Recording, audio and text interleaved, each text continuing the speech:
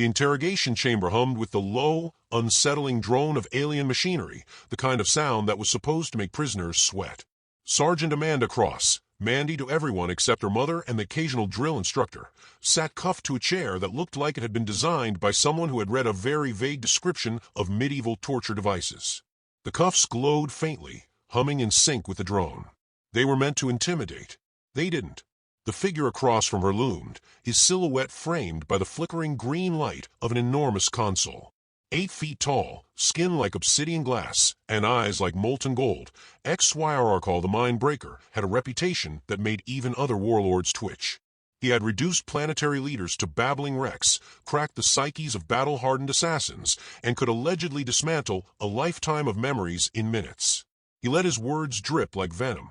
"I will shatter your mind, human," he said, voice deep enough to rattle the air. "I will break it into glittering fragments, each screaming for mercy." Mandy's expression didn't change. She stared at him with the kind of look you give a telemarketer who calls during dinner. "Sweetheart, I survived high school in Detroit in the 90s. You're not even in my top 10 worst Tuesday afternoons." That wasn't the response XYRRCall expected. His molten eyes narrowed. "You joke because you are afraid." "No," she said, leaning back in the chair. "I joke because you sound like the opening crawl of a B-movie horror flick. You got a thunderclap you can cue in there, too." His clawed hand hovered over a panel. The neural probe behind her thrummed to life, crackling with psychic energy. But when the mental link engaged, it was XYRRCall who flinched first. Her mind was chaos. Not the ordered chaos of a tactician or the dull static of an untrained civilian. This was a full sensory assault. Snippets of MTV music videos bled into quotes from The Fresh Prince of Bel-Air. A stray thought about whether dinosaurs could swim crashed into a memory of an '89 arcade cabinet where she'd once beaten the Street Fighter II world record for her county. Over it all pulsed distorted guitar riffs from Nirvana's Smells Like Teen Spirit. XYRRCall staggered back, blinking. "Your thoughts are, what is the term, neon? They are loud." "That's called grunge, big guy," she said, smirking. "It's supposed to sound like your brain's on fire. You'd love the 90s. We had no idea what we were doing, but we made it look cool." 2 guards, pale green with translucent skull ridges, glanced at each other. They were clearly trying not to laugh, which was difficult because they were also trying not to meet her eyes. The Mind Breaker was losing his aura, and everyone could feel it. XYRRCall stepped closer, towering over her. "You will regret mocking me." "You first," she said, then moved faster than anyone expected. She snapped her head forward, smashing her forehead into his midsection. The sound was like a baseball bat hitting wet wood. He gasped, stumbling back, clutching his ribs. The guard shouted, but she was already in motion. Her knee came up hard under XYRRCall's chin, the crunch of alien cartilage echoing off the chamber walls. As he fell sideways, she twisted in her restraints, the cuffs emitting an alarm chirp before she ripped them free with sheer adrenaline. One guard lunged, plasma staff swinging, but she pivoted, grabbed his arm, and flung him into the neural probe, which spat sparks like a shorted-out toaster. She snatched up the fallen guard's pistol, sleek and humming with alien energy.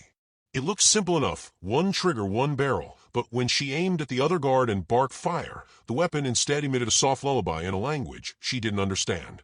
"Figures," she muttered, ducking behind the pro machine as the guard lunged. "This is just like programming a VCR." XYRRCall groaned from the floor, clutching both jaw and ribs now, his molten eyes dimming. "Capture her," he rasped. "Yeah, good luck with that," she said, darting for the exit. The corridors outside were narrow, lined with conduits that pulsed with pale blue light. She ran, boots hammering against metal, the pistol still trilling its unsettling bedtime tune. Sirens began to wail overhead, accompanied by an automated voice speaking in sharp, rapid alien syllables. She ducked into a side hatch and slammed it behind her, pressing her ear to the metal. Through it, she heard XYRRCall's voice, distant but furious, barking orders. She caught just enough of the alien broadcast over the intercom to understand that they were describing her as a dangerous human female of possible height, 2.5 meters, armed with a mouth that emits weaponized sound. The instructions to approach with ear protection made her snort. The maintenance tunnels were darker, cramped enough that she had to hunch. They smelled faintly of ozone and something like burnt sugar. Somewhere overhead, heavy boots clanged in pursuit. She kept moving, turning at random, trying to put as many twists between herself and them as possible. Her mind was already shifting gears from escape to intel. She'd overheard fragments of alien chatter in the chamber, something about a human containment directive and a council decision. She'd been around enough military briefings to recognize the tone. Somebody was planning something big, and it wasn't good for Earth. Up ahead, a sliver of bright white light leaked from the edges of a large hatch. She pressed herself to one side, peered through the gap, and saw an expansive, circular room beyond. Dozens of alien figures sat at a ring of platforms suspended over a shimmering holographic sphere of a star map. Voices overlapped in a dozen dialects. And there, right in the center, was a lectern with an emblem she recognized from the dossiers they'd found on captured alien scouts back home, the crest of the Galactic High Council. "Well," she whispered, flexing her grip on the humming pistol, "that's either the exit or the worst possible place to be." She took one deep breath, then shoved the hatch open and stepped through, the pistol still softly playing that lullaby, her hair a mess of sweat and grease, and a smirk tugging at the corner of her mouth. Every alien in the room froze. One fainted outright. The tall, feather-crested being at the central podium squinted at her. "Who let the feral primate in here?" "First of all," she said, striding forward, "I'm not feral. Second, I've just had a really bad Tuesday." The room erupted into chaos. The chamber was a riot of voices, clicks, hisses, and trills, the kind of cacophony you might expect if the UN decided to hold a meeting in a zoo. Alien delegates leapt from their hovering seats, some pointing at her in horror, others retreating, as though she might start biting. The vast holographic sphere in the center flickered, its constellation lines shifting wildly as hands and claws fumbled at consoles to trigger security protocols. Mandy stood in the center of it all, her uselessly melodious alien pistol still humming a lullaby. She took a moment to scan the room. This was no random council meeting, it was the room where power lived. Every species that had tried to frighten Earth in the last 100 years seemed to have a representative here. One tall, coral-skinned alien at the main podium jabbed a jeweled finger toward her. "Who authorized the presence of a feral biped in this chamber?" "Wow," Mandy said, crossing her arms. "Is that your first move? Just go straight for the speciesist name calling?" "Very diplomatic." The alien blinked several eyelids in sequence. "Security." Two guards burst through one of the archways, plasma spears at the ready. Mandy sidestepped their path, and they slammed into each other instead, tumbling in an undignified heap. Around the chamber, mutters of disbelief ran like a current. She was an unarmed mammal with questionable posture, yet she moved with the ease of someone who'd seen worse in back-alley brawls. A broad, amphibious creature draped in golden sashes leaned toward the coral-skinned speaker. "We were told humans were harmless. Primitive." "They are harmless," the coral one hissed. "Then why?" the amphibian murmured, gesturing with a webbed hand. "Is she still standing in the middle of the High Council chamber after neutralizing your guards?" Mandy caught the exchange and smiled. "Oh, don't mind me. I'm just lost. Took a wrong turn at the big scary interrogation room." The coral-skinned alien stiffened. "You were captured by XYRR call." "Yeah. Tall obsidian guy. Thinks he's scary. Needs dental work now." A ripple of what might have been laughter ran through part of the chamber. Other delegates looked like they'd swallowed something sour. The presiding figure, an angular being with feathers so black they seemed to drink in the light, slammed a taloned hand on the podium. "This assembly is not a venue for primate humor. You have interrupted critical deliberations regarding the Human Containment Directive." Mandy tilted her head. "Containment? That sounds like a bad sitcom premise. What exactly are you containing?" The feathered one hesitated, as though weighing how much she could be allowed to know. Finally, in a clipped tone, "Your species is considered dangerously unpredictable. 30,000 cycles ago, contact with humanity resulted in catastrophic loss of fleet assets. Unprovoked." She blinked. 30,000. Oh, wait. You're talking about the time we tried to say hello with what we thought was harmless radio pulses, right? A reptilian delegate in ceremonial armor growled. "Those pulses crippled our flagship armada. Every shield core overloaded within seconds." Mandy shrugged. "You should have told us you had fragile tech. We were still figuring out microwaves." Murmurs swelled into open arguments among the council members. Some called for her immediate execution, others for her release before she triggered more chaos. One goggled insectoid leaned toward its neighbor and whispered, "Do you think they're all like her?" The neighbor shuddered. "If they are, the galaxy is doomed." Mandy, hearing every word, grinned. "Trust me, I'm one of the mellow ones." The feathered presiding figure began a formal declaration, but the chamber lights suddenly shifted to crimson. A warning klaxon blared overhead. On a massive side screen, alien glyphs scrolled, "Emergency Defense Alert, Human Agent in High Council Chamber." Mandy looked around, hands raised in mock surprise. "Really?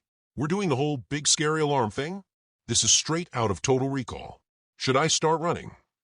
Before anyone could respond, the main doors slammed open.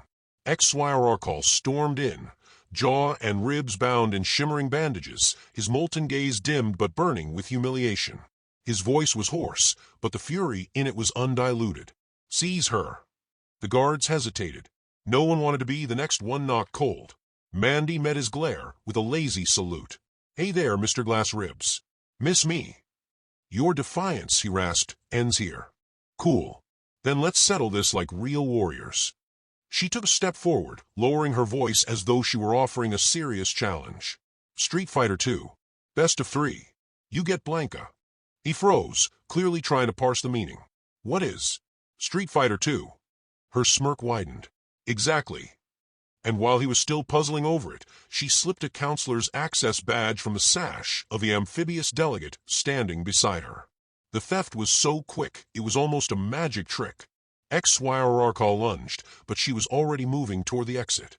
Guards scrambled to intercept, but she vaulted over a low console, ducked under a swinging plasma spear, and darted through the nearest archway.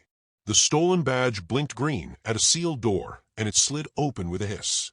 Behind her, voices rose again in chaotic debate, some demanding pursuit, others insisting she'd just demonstrated precisely why the directive was necessary.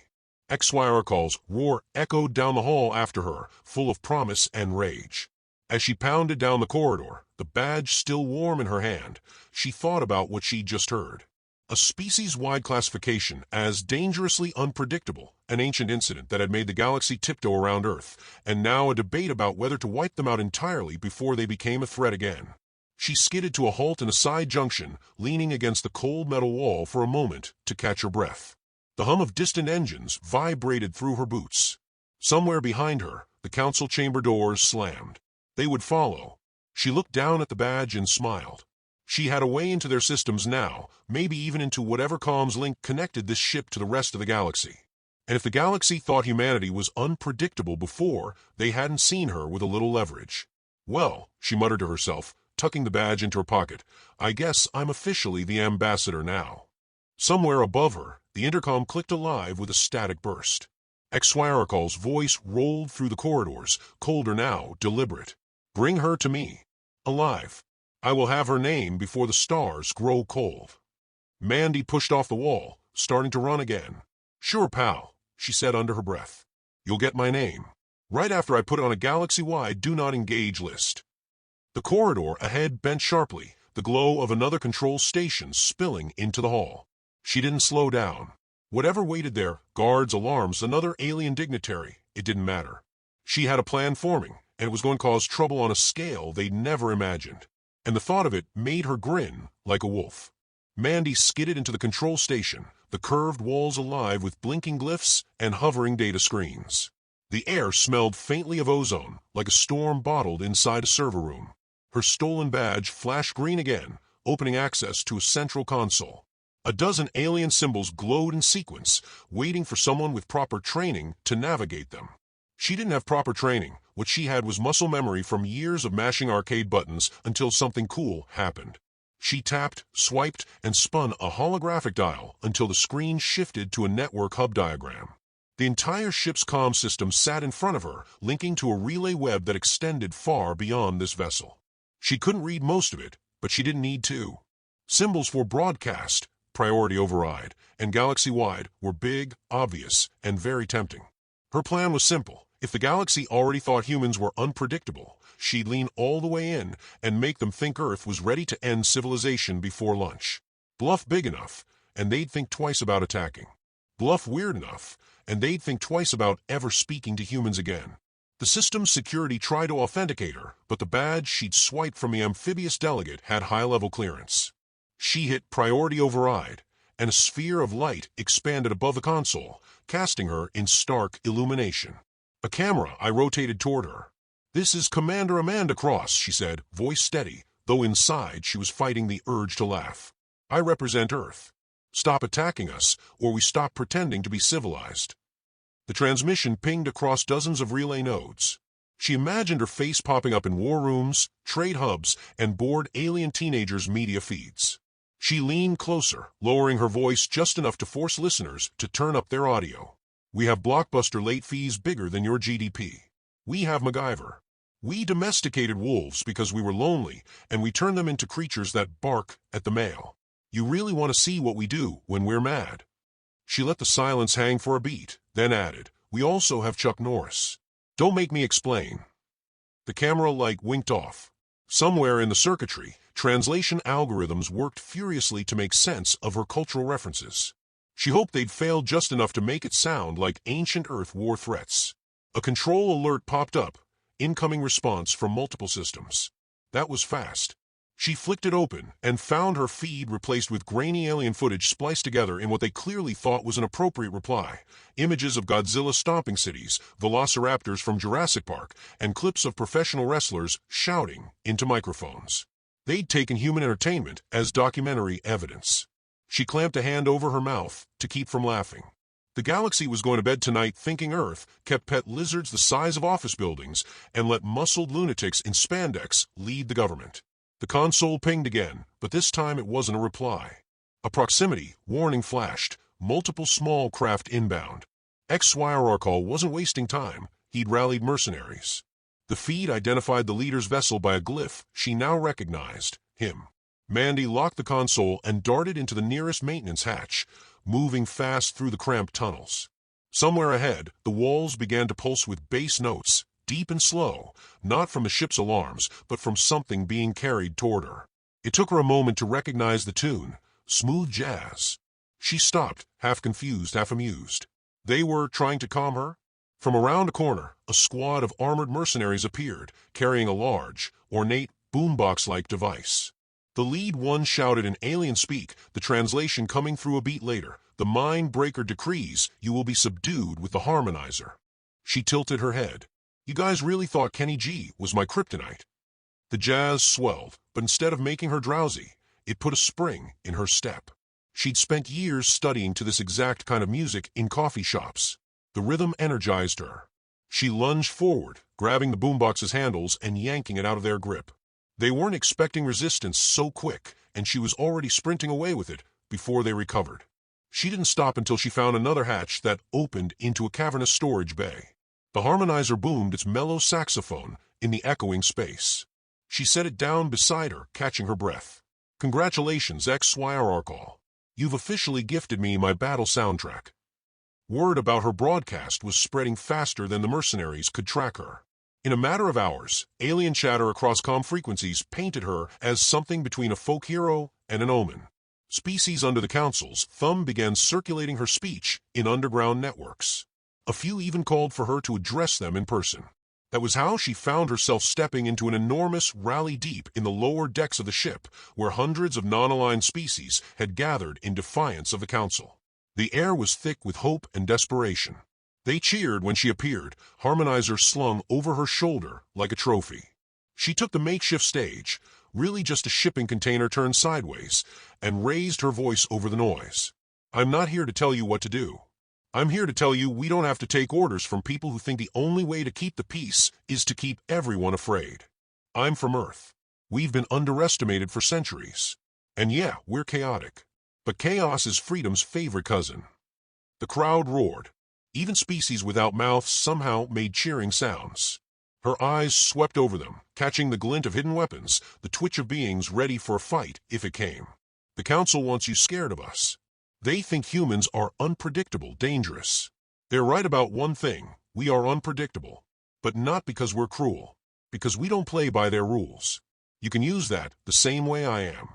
They can't control what they can't predict." She didn't see XYRR's forces slipping in through the side entrances until the first laser sight caught her in the corner of her eye. She kept speaking, weaving her words into a distraction. You've all got your own reasons to stand up. Mine's personal. Someone thought they could break my mind. Instead, I broke their ribs. Twice. The crowd laughed. The mercenaries hesitated at the edges, unsure how to advance without turning the crowd against them. Somewhere behind them, a slow smile spread on XYRR's face. He didn't need to take her here. He just needed to keep her contained until his main plan unfolded.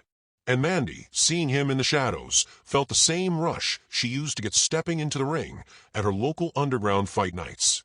She knew exactly how to make him lose control again. She tapped the harmonizer's control pad. The smooth jazz faded, replaced with a pounding guitar riff she had stored in her own device for years. The first notes of Livin' on a Prayer thundered through the bay. The crowd exploded in cheers. XYRR froze, momentarily bewildered by the sudden shift in sound and the ecstatic reaction. The look on his face told her she had him exactly where she wanted him. The next move was going to decide who owned the fear in a room, and she had no intention of letting it be him. The bass line rattled the storage bay's walls, the thrum of Livin' on a Prayer pounding like a war drum. The crowd's chant of her name, some saying Manai, others mangling it into Amando Crosse, rose in chaotic unison.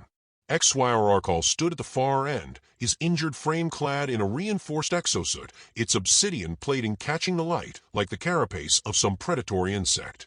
The mechanical frame made him taller, broader, and gave his movements a mechanical precision that promised brutality. You've run enough, he said, voice magnified through the suit's speakers until it felt like the air itself was growling. Now we finish this. Mandy slung the harmonizer to the side and rolled her shoulders. Yeah, we finish it. But you're not gonna like the ending. The exosuit moved forward with a hiss of hydraulics. It was armed, plasma cannons mounted on the shoulders, servo-assisted claws on the hands, but what struck her most was the deliberate way he advanced, as though savoring every step.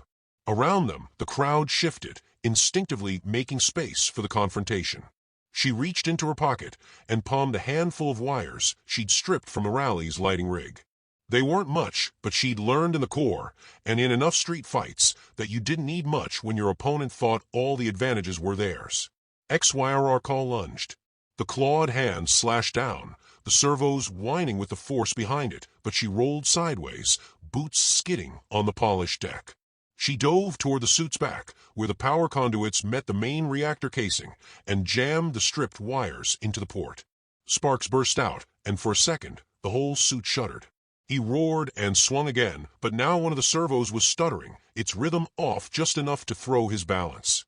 She darted in close, planting a kick squarely into the side of his knee joint. The suit wobbled, metal screeching against metal.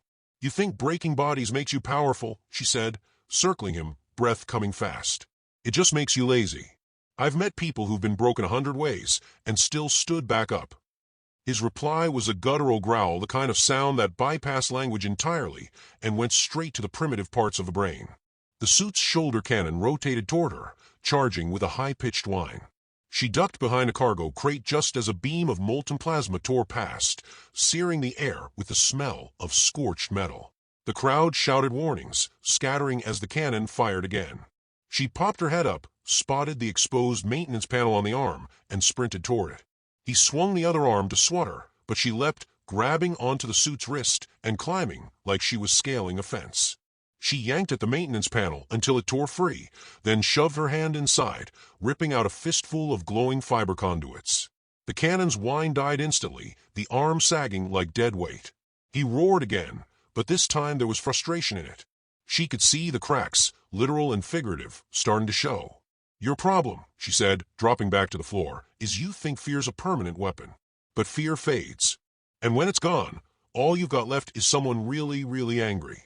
He lunged barehanded now, exosuit claws screeching against the deck as they swiped at her. She sidestepped, grabbed the wrist, and used his own momentum to spin behind him.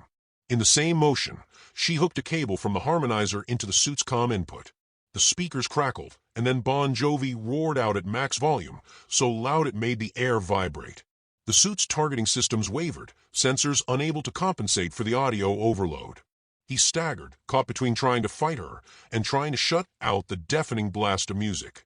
She didn't give him the chance to choose. With a running start, she leapt, driving her knee into the same side of his ribs she'd broken before. The impact echoed like a drumbeat, and the exosuit servos howled in protest.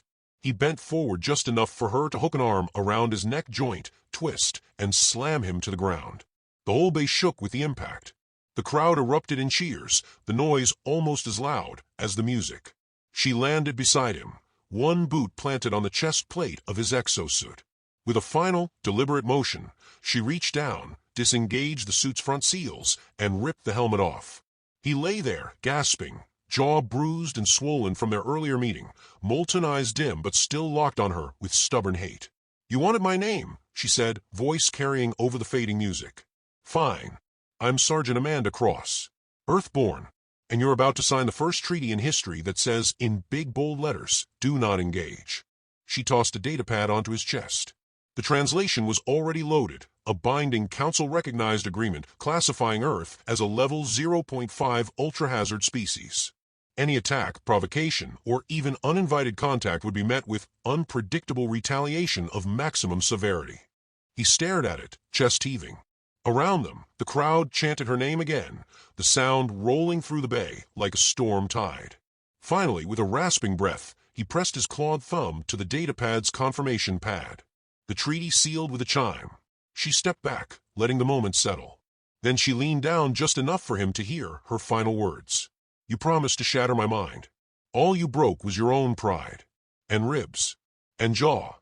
Twice." The crowd surged forward, lifting her onto their shoulders before she could protest. She let them carry her through the bay, harmonizer thumping against her hip, Bon Jovi still faintly playing from its speakers. Somewhere in the distance, alarms were still wailing, but now they sounded like a warning for someone else entirely. Hours later, in a stolen alien shuttle loaded with crates of snacks and tools she barely understood, she broke atmosphere. The curve of the alien planet fell away beneath her, replaced by the cold sprawl of stars. She set a course for Earth, leaning back in the pilot's seat with a sigh. When she landed weeks later, she opened a bar in a dusty corner of her hometown. The sign above the door read The Jawbreaker, and under it in smaller letters, "Diplomacy served hard." Some nights, regulars would ask her if the stories were true. She'd just smile, pour them a drink, and let the rumors do the rest. The galaxy would keep its distance, and Earth would sleep a little safer. And sometimes, when the bar was quiet, she'd catch herself humming the tune that had echoed through the storage bay that day. Because for all the chaos, all the risk, there was something in that moment, standing above him, treaty in hand, that told her the fight had been worth every second. She'd been underestimated. Now they'd never forget her name.